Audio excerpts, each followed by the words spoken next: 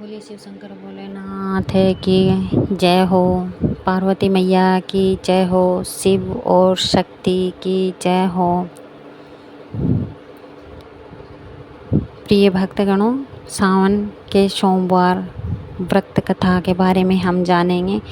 श्रावण मास के सोमवार की है व्रत कथा, ज़रूर पढ़ें, आपकी मनोकामना अवश्य पूर्ण होगी। और श्रावण मास तो वैसे भी विशेष होता है और श्रावण मास के सोमवार बहुत ही विशेष होते हैं। शिव शंकर भोलेनाथ को बहुत प्रिय होते हैं और भोलेनाथ बहुत खुश भी होते हैं अगर हम श्रावण मास में उनके पूजा अर्चना करते हैं, कथा कहानी सुनते हैं, मंदिर जाते हैं। भगवान शिव शंकर भोलेनाथ तो एक लोटा जल से ही बहुत प्रसन्न हो जाते हैं, आप सभी लोग जानते हैं। आइए आगे हम जान लेते हैं कि श्रावण के सोमवार की व्रत कथा। अगर आपकी कोई मन्नत पूरी ना हो रही हो तो तमाम प्रयासों के बावजूद आपको कैरियर में सफलता ना मिल रही हो या व्यक्तिगत जीवन में कोई परेशानियां चल रही हो, मसलन कोई भी दिक्कत हो, परेशान होने की बजाय आपके श्रावण के सोमवार का व्रत करके यहाँ बताई गई व्रत कथा का पाठ करें। मान्यता है कि श्रावण के सोमवार के दिन अगर व्रत रखकर इस कथा का पाठ किया जाए तो जो भी भक्तगण हैं, जो भी जातक हैं, उनकी मनचाही मुराद, मन की इच्छा अवश्य ही भगवान शिव भोले पूरी करते हैं। श्रावण के सोमवार व्रत की पावन कथा। आइए हम कथा सुनते हैं, शुरू करते हैं। एक साहूकार था जो भगवान शिव का अनन्य भक्त था। उनके पास धन धान्य की किसी भी चीज़ की कमी नहीं थी, लेकिन कोई संतान नहीं थी और वह इसी कामना को लेकर रोज़ शिव जी के मंदिर जाकर दीपक जलाता था। उसके इस भक्ति भाव को देखकर एक दिन माता पार्वती ने शिव जी से कहा कि हे प्रभु, यह साहूकार आपका अनन्य भक्त है, इसको किसी बात का कष्ट है तो आपको उसे अवश्य दूर करना चाहिए। शिव जी बोले कि हे पार्वती, इस साहूकार के पास पुत्र नहीं है, यह इसी से दुखी रहता है। माता पार्वती कहती है कि हे भगवान, कृपा करके इसे पुत्र का वरदान दीजिए। तब भोलेनाथ ने कहा कि हे पार्वती, साहूकार के भाग्य में पुत्र का योग नहीं है। ऐसे में अगर उसे पुत्र प्राप्ति का वरदान मिल भी गया तो वह केवल 12 वर्ष की आयु तक ही जीवित रह सकेगा। यह सुनने के बाद भी माता पार्वती ने कहा कि हे प्रभु, आपको इस साहूकार को पुत्र का वर देना ही होगा, अन्यथा भक्त क्यों आपकी सेवा पूजा अर्चना करेंगे, क्यों आपको याद करेंगे। माता के बार बार कहने से भोलेनाथ ने साहूकार को पुत्र का वरदान दिया, लेकिन यह भी कहा कि वह केवल 12 वर्ष तक ही जीवित रह सकेगा। साहूकार यह सारी बातें सुन रहा था, इसलिए उसे ना तो खुशी हुई और ना दुख हुआ। वह पहले की तरह ही भोलेनाथ की पूजा अर्चना करता रहा। उधर सेठानी गर्भवती हुई और 9वें मासों से सुंदर से बालक की प्राप्ति हुई। परिवार में खूब हर्षोल्लास मनाया गया, लेकिन साहूकार पहले की ही तरह रहा और उसने बालक की 12 वर्ष की आयु का जिक्र किसी के भी सामने नहीं किया। जब बालक 11 वर्ष की आयु का हो गया तो एक दिन साहूकार की सेठानी ने बालक के विवाह के लिए कहा, तो साहूकार ने कहा कि वह अभी बालक को पढ़ने के लिए काशी जी भेजेंगे। इसके बाद उससे बालक को मामा जी को बुलाया और कहा कि उसे काशी पढ़ने के लिए ले जाओ तुम, और रास्ते में जिस भी स्थान पर रुकना वहाँ यज्ञ करते और ब्राह्मणों को भोजन कराते हुए आगे बढ़ते जाना। उन्होंने भी इसी तरह करते हुए ही आगे बढ़ना शुरू किया कि रास्ते में एक राजकुमारी का विवाह था। जिससे उसका विवाह होना था वह एक आँख से काना था। तो उसके पिता ने जब अति सुंदर साहूकार के बेटे को देखा तो उनके मन में आया कि क्यों ना इसे ही घोड़े पर बिठाकर शादी के सारे कार्य संपन्न करा लिए जाएं। तो उन्होंने मामा से बात की और कहा कि इसके बदले में वह अथाह धन देंगे, तो वह भी राजी हो गए धन के लालच में। और इसके बाद साहूकार का बेटा विवाह की बेदी पर बैठा और जब विवाह कार्य संपन्न हो गए तो जाने से पहले उसने राजकुमारी की चुंदरी के पल्ले पर लिखा कि तेरा विवाह तो मेरे साथ हुआ है, लेकिन जिस राजकुमार के साथ तुम्हें भेजेंगे वह तो एक आँख से काना है। इसके बाद वह अपने मामा के साथ काशी के लिए चला गया। उधर जब राजकुमारी ने अपनी चुंदरी पर लिखा हुआ पाया तो उसने राजकुमार के साथ जाने से मना कर दिया। तो राजा ने भी अपनी पुत्री को बारात के साथ विदा नहीं किया। बारात वापस लौट गई। उधर मामा और भांजे काशी पहुंच गए थे। एक दिन जब मामा ने यज्ञ रचा रखा था तो भांजा बहुत देर तक बाहर नहीं आया। तो मामा ने अंदर जाकर देखा तो भांजे के प्राण निकल चुके थे। वह बहुत परेशान हुए, लेकिन सोचा कि अभी रोना पीटना मचाया तो ब्राह्मण चले जाएंगे और यज्ञ का कार्य अधूरा रह जाएगा।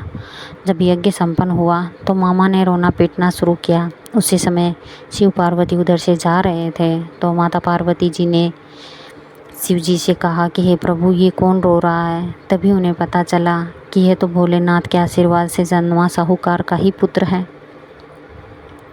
तब माता पार्वती कहती है कि हे स्वामी, इसे जीवित कर दें, अन्यथा रोते रोते इसके माता पिता के प्राण निकल जाएंगे। तब भोलेनाथ ने कहा कि हे पार्वती, इसकी आयु इतनी ही थी, सो वह भोग चुका है। लेकिन माँ के बार बार आग्रह करने पर भोलेनाथ ने उसे जीवन दान दिया। लड़का ओम नमः शिवाय करते हुए उठ खड़ा हुआ और मामा भांजे दोनों ने ईश्वर को धन्यवाद दिया और अपनी नगरी की ओर लौट पड़े। रास्ते में वही नगर पड़ा जहाँ पर राजकुमारी ने उन्हें पहचान लिया। तब राजा ने राजकुमारी को साहूकार के बेटे के साथ बहुत सारे धन धान्य के साथ विदा किया। उधर साहूकार और उसकी पत्नी छत पर बैठे थे। उन्हें यह प्रण कर रखा था कि यदि उनका पुत्र सकुशल नहीं लौटा तो वे छत से कूदकर अपने प्राण त्याग देंगे। तभी लड़के के मामा ने आकर साहूकार के बेटे और बहू के आने का समाचार सुनाया, लेकिन वे नहीं माने। तो मामा ने शपथपूर्वक कहा कि तब तो दोनों को विश्वास हो गया और दोनों ने अपने बेटे बहू का स्वागत किया। उसी रात साहूकार को स्वप्न में शिव जी ने दर्शन दिया और कहा कि तुम्हारे पूजन से मैं प्रसन्न हुआ। इसी प्रकार जो भी व्यक्ति इस कथा को पढ़ेगा, सुनेगा, उसके समस्त दुख दूर हो जाएंगे और मनोवांछित सभी कामनाओं की पूर्ति भी होगी। बोलिए ओम नमः शिवाय। बोले शिव शंकर भोलेनाथ की जय हो। मैया पार्वती माँ की जय हो। ओम नमः शिवाय। ओम नमः शिवाय। शिव शंकर भोलेनाथ की जय हो। अब हम आगे भगवान शिव शंकर भोलेनाथ की आरती कर लेते हैं। ओम जय शिवी ओमकारा, स्वामी जय शिवी ओमकारा, ब्रह्मा विष्णु सदा शिवी हरिदांगी धारा। ओम जय शिवी ओमकारा, एकानन चतुरानन राजे हंसासन गरुड़ासन वृषवाहन साजे। हंसासन गरुड़ासन वृषवाहन साजे। ओम जय शिवी ओमकारा, दो भुज चार चतुर्भुज दस भुज देसो। हे त्रिगुण रूप निरखत त्रिभुवन जन मोहे। ओम जय शिवी ओमकारा, क्षमाला वनमाला मंडमाला धारी, त्रिपुरारी कंसारी करमाला धारी। ओम जय शिवी ओमकारा, श्वेतांबर पीतांबर वागंबर अंगे, शनकादिक गरुड़ादिक भूतादिक संगे। ओम जय शिवी ओमकारा, करके मध्य कमंडल चक्र त्रिशूल धरता, असुखकारी दुखहारी जगपालनकारी। ओम जय शिवी ओमकारा, ब्रह्मा विष्णु सदा शिवी जानती अविवेका, मधु के डब दो मारे सुर भयहीन करे। ओम जय शिवी ओमकारा, पर्वत सोहे पार्वती शंकर कैलासा, भांग धतूर का भोजन भस्मी में वासा। ओम जय शिवी ओमकारा, जटा में गंग विराजत गल मुंड माला धारी, शेषनाग लिपटावती ओडग मृग छाला। ओम जय शिवी ओमकारा काशी में विराजे विश्वनाथ नंदी ब्रह्मचारी नित्य उठे दर्शन पावत महिमायति भारी।